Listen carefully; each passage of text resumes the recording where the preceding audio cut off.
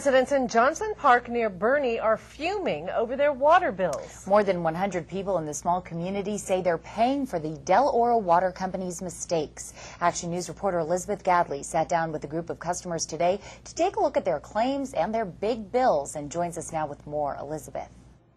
Kira, the customers I spoke with today say they're financially drowning after opening their latest water bills, and they're afraid if they don't pay the skyrocketing charges, the company will leave them high and dry. There are a lot of people in Johnson Park that are on a fixed income as myself. I am not currently working at the time. My husband's disabled, and we have his income. And with our water bill being so high, there's no way. Deanna Apple has been paying between $30 and $50 a month for water, so you can imagine her surprise when she opened a bill for $338. I kind of was very shocked. Del Oro representatives told her they could set up a payment plan, but Apple is still worried she could end up without water. And if, they shut your water off, the county comes in, it's unlivable conditions, and then they condemn your house. Others in the neighborhood recently received bills for $5, even $600. Del Oro Water Company CEO Bob Fortino refused to speak on camera, but in a statement faxed to Action News, he said the water meters in that area were incorrectly read or estimated, and some weren't monitored at all. The bills claim single homes used 10, 15, even 20,000 gallons of water in 1 month.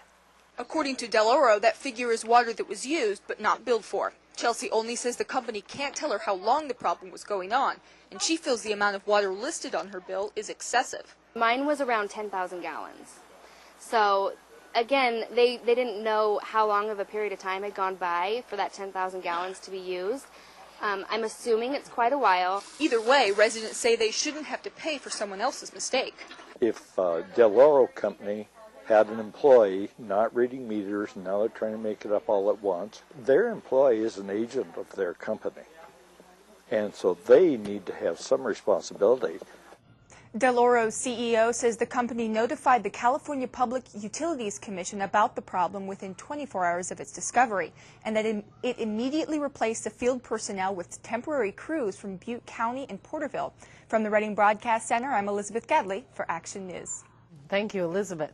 An Orland man has been sentenced to 1 year and 1 day in prison for shining a powerful laser into the eyes of helicopter pilots. Robert Niswander pointed a laser at a CHP helicopter in October of last year. Both pilots said they couldn't see during portions of their flight. One also reported a headache. When he is released, Niswander also faces 3 years of supervised probation. He is expected to begin serving his sentence in December.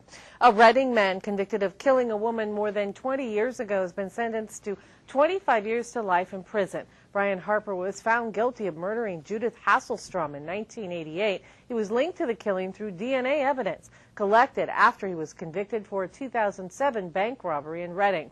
Harper was also accused of raping Hasselstrom, but the jury deadlocked on that charge.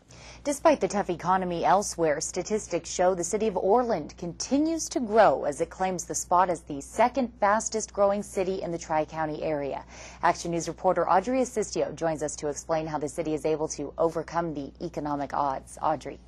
Kira, according to the State Department of Finance, there are a number of reasons families have settled into the city of Orland throughout the years. And now that the residents are in place, Orland City Manager says it's the perfect time for businesses to move in also. Well, Orland is open for business. That's the message Orland City Manager is sending to businesses. He says with the area's continued growth rate, the city of Orland is the perfect place to open up shop. We have quite a bit of vehicle population in addition to our growth.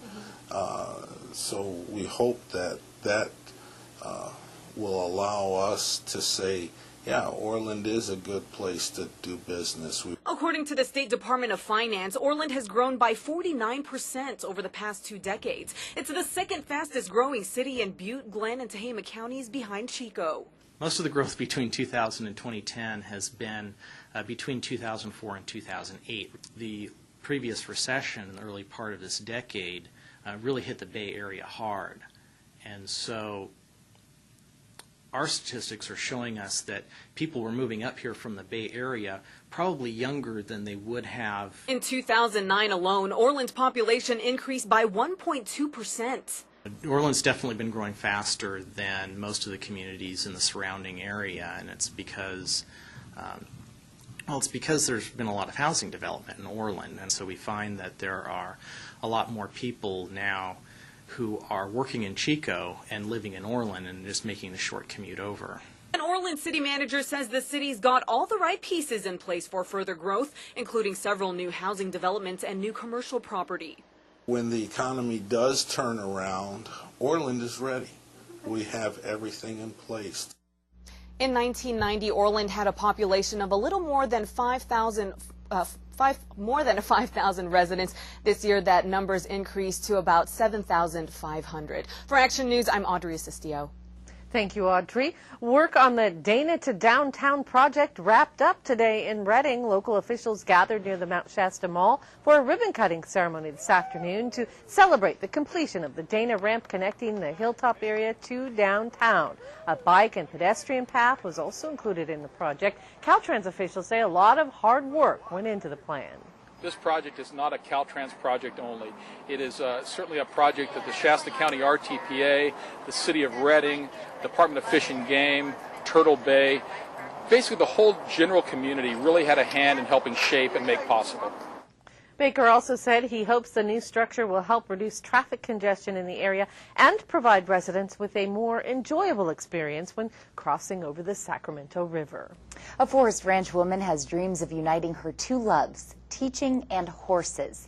Marianne Downing runs the Sunshine Ridge Arabian Horse Facility in Forest Ranch. She used to be a teacher and is trying to develop an equine growth and learning program. It would be geared towards foster children or those being treated by a mental health professional. She says her horses could provide wonderful therapy for kids who need it. They connect with people in a very personal way. They often can mirror a person's emotions because they are so sensitive to body language and the cues that you give off, even your energy. And so they really help people in a very open-ended, non-judgmental way. Pepsi is offering a $25,000 grant to the winner of its Refresh project. Downing is one of the contestants, and votes will only be accepted for 2 more days. We've made casting your vote very simple. Just log on to our website and click on news links.